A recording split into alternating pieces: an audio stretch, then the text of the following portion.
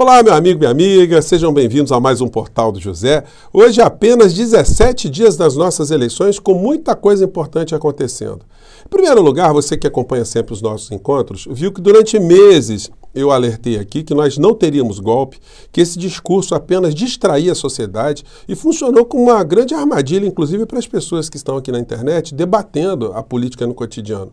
Não havia condições externas, condições internas, condições econômicas, institucionais, não havia grupos poderosos apoiando uma ruptura institucional. Enfim, as Forças Armadas, em sua totalidade, também não apoiam esse tipo de aventura, esse tipo de absurdo. Os meios de comunicação também não.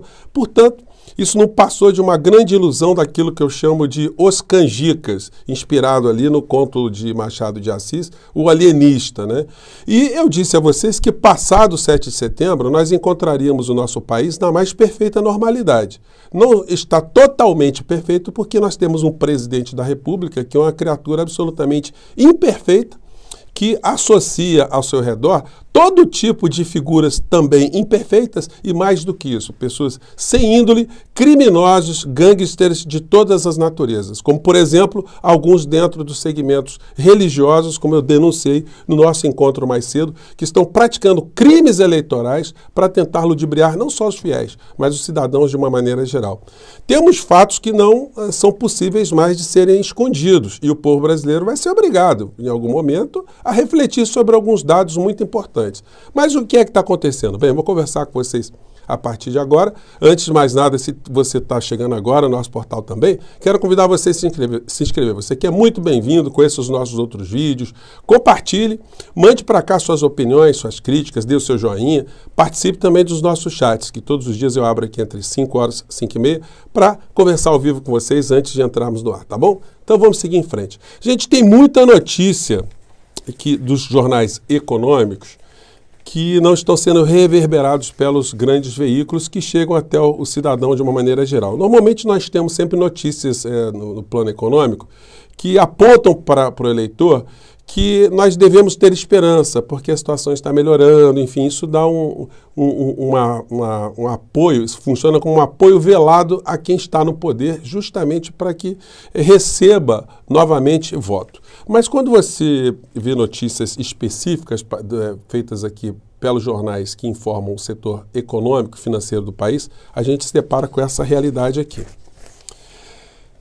Com maior nível em 8 anos, serviços mostram sinais de desaceleração. Quer dizer, o dinheiro está acabando, não tem dinheiro, a economia está totalmente travada. As pessoas receberam alguns recursos que foram disponibilizados pelo fundo, através do Fundo de Garantia, agora estamos tendo dinheiro que está vindo pelo consignado, que vai ser cobrado mais à frente para as pessoas mais pobres aqui do nosso país, enfim. Todo mundo está se virando aqui no Brasil, a mão de obra informal cresceu de uma forma assustadora, nós não temos um impulsionamento da indústria no nosso país, o dinheiro do Estado brasileiro está sendo cada vez mais carreado para o setor financeiro, para os amigos de Paulo Guedes, e nós não temos nenhum tipo de projeto de investimentos no nosso país. Sem investimentos, sem o Estado ser o indutor, a gente fica apenas refém do setor privado. E o setor privado não vai investir no nosso país para melhorar a nação. O setor privado só investe para ter lucro. Se o mercado aqui no nosso país ele está muito capenga, de fato a gente não tem grandes perspectivas sem um governo que seja indutor do desenvolvimento aqui no nosso país. E o resultado é isso aqui, ó. A gente vai vendo a fome graçando para cima e para baixo. A matéria nos diz: a ameaça da fome em 37,8% dos lares com crianças, há falta de alimentos e dias sem comida no prato. Ontem o Jornal Nacional fez uma matéria muito branda sobre isso, mas eles não responsabilizam o governo federal. O governo federal é como se fosse uma entidade inexistente. Os problemas acontecem, a pandemia acontece no nosso país, acontece porque é um problema que tinha que acontecer. A violência acontece porque tinha que acontecer. A fome acontece porque tinha que acontecer. Todas as catástrofes acontecem porque de alguma maneira tinham que acontecer. Nós não temos nenhum governo para cuidar disso. E na medida que eles não expõem esse tipo de reflexão crítica para o cidadão de uma maneira geral, o governo Bolsonaro continua a ter algum tipo de viabilidade focado, fundamentado exclusivamente nas mentiras, na fraude, na corrupção, na montanha de dinheiro que está indo para mãos dos políticos do Centrão associados a Bolsonaro.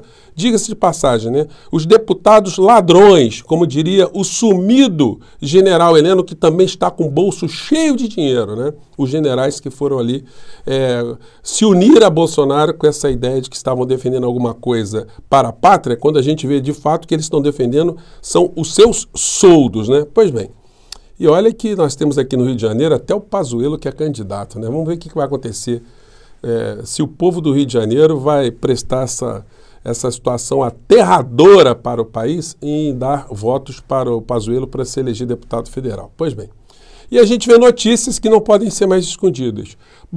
Proposta do orçamento de 2023 prevê redução de 95% dos recursos do programa Casa Verde e Amarela. Repasses do governo fomentam construção de moradias para a população mais vulnerável. Especialistas apontam risco de paralisação das obras. Ministério da Economia diz contar com sensibilidade do Congresso. Realmente o Congresso é muito sensível, sobretudo quando está diante do Paulo Guedes, que é uma pessoa muito humana, né? Só que ele bota o dinheiro dele todo em paraíso fiscal. E o Paulo Guedes enriqueceu fazendo negócios com o Estado brasileiro, mamando nas tetas que ele conseguiu, de uma forma muito hábil, se conectar para ficar a figura milionária como ele é. Pois bem, vamos falar dele aqui um pouquinho. Mais situações que estão sendo reverberadas, mas ontem não foram reverberadas de uma forma suficiente para o povo brasileiro saber isso aqui. Corte no farmácia popular, mesmo alertado de riscos, governo Bolsonaro privilegiou orçamento secreto. Em ofício, técnicos da saúde avisaram o Ministério da Economia que a redução em recursos destinados a projetos da pasta poderia afetar programas relevantes. A área econômica, entretanto, alega que há uma ordem para não mexer nos recursos destinados ao pagamento de emendas do relator, mecanismo usado pelo presidente para garantir apoio político ao Centrão. Então, o Bolsonaro e Paulo Guedes, eles querem que o povo se exploda. Se puder dar dinheiro para os deputados ladrões para poderem vitaminar as suas bases, desviar dinheiro e se elegerem, está muito bom para todo mundo. É o conluio contra o nosso país, contra a nossa pátria, contra o cidadão comum de uma maneira geral. O editorial do Estado de São Paulo hoje está falando isso de uma forma muito clara, né? Mostrando que nem todo mundo da elite está absolutamente cego, né? Da elite econômica, elite empresarial. Tem pessoas que têm uma lucidez, elas têm um mínimo de pudor. O editorial diz: tesourada na saúde popular, corte de recursos do farmácia popular no orçamento de 2023 é terrível, mas não surpreende ante o histórico de desprezo de Jair Bolsonaro pela saúde dos mais necessitados. E aí a gente vai vendo as situações. No meio desse contexto todo, o Bolsonaro, tentando sempre achar uma notícia que seja boa eleitoralmente para ele, mandou essa aqui no Twitter. Com o PT, funcionários dos Correios passaram a pagar taxas mensais para cobrir o rombo nos fundos de pensão causado pelo maior esquema de corrupção de nossa história. Bom, de fato foi no Correio o maior esquema de corrupção envolvendo os fundos de pensão.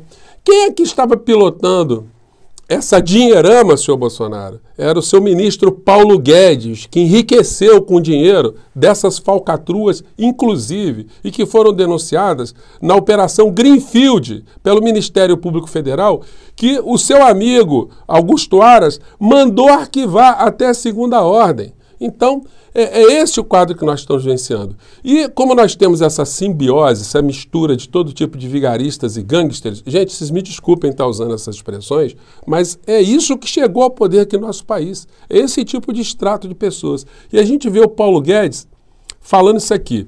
Ele que é um homem que não frequenta os mesmos locais do Bolsonaro em termos religiosos, né?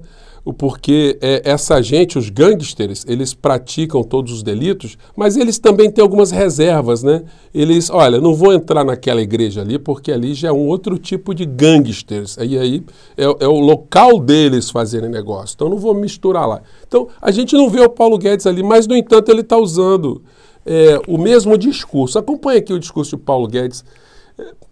Desculpa, até engasguei aqui que falei da criatura, né? Sobre as situações envolvendo a disputa eleitoral. são os liberais, os conservadores estão juntos, porque do outro lado tem um negócio que é o capeta. É o caminho da miséria. Então você tem que juntar do lado de cá. Você tem que juntar do lado de cá para... Né?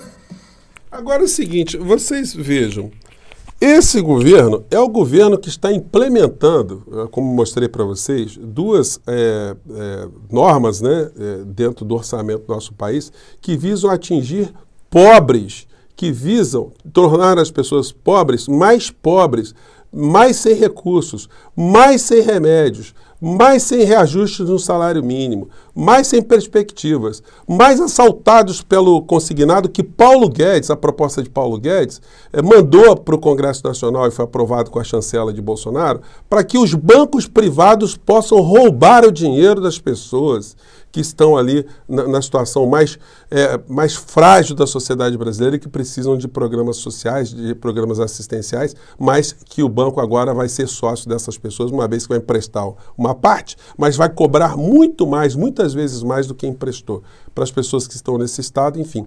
São esses os seres que estão comandando a política aqui do nosso país. E dentro desse bloco religioso, como nós sabemos que esse pessoal não tem ideologia, esse pessoal eles visam buscar os seus negócios, nós estamos vendo hoje uma matéria no The Intercept Brasil que o bispo Edir Macedo já escalou o time dele para ficar de olho no processo eleitoral. Ele já está soprando para um lado, soprando para o outro, porque ele está dando sinais que ele vai desembarcar com a sua igreja da campanha de Jair Bolsonaro. Como essa gente visa muito os seus negócios, eles não querem desembarcar agora, porque eles temem perder recursos agora publicitários que o governo federal destina a esses grupos empresariais, alguns grupos, inclusive, que misturam a fé com seus negócios para cima e para baixo. Gente, está acontecendo muita coisa aqui no Brasil. Como eu disse a vocês, o crime está graçando no processo eleitoral, crime esse coordenado por supostos pastores que utilizam das suas igrejas para, dentro de uma capilaridade, fazer chegar aos fiéis as maiores patifarias eleitorais que eu já vi na minha vida. Mas isso tudo pode ter um embarreiramento da justiça eleitoral, porque eles estão coibindo muitas práticas que essa gente queria implementar, mas não estão conseguindo. Hoje à noite, mais à tarde, temos pesquisa aí do Datafolha, que vai colocar aí mais alguma pimenta nas análises do cotidiano amanhã, e a gente vai ter uma noção exata também, através dessas pesquisas, quais são os impactos que elas estão causando, todas as atitudes, as pesquisas, o horário eleitoral, no ânimo do eleitor exatamente nessa data de hoje, tá bom? Eu fico por aqui mais uma vez, um grande abraço e vamos seguir em frente, porque essa turma não é moleza não, tá? Até já, até lá, gente. Tchau.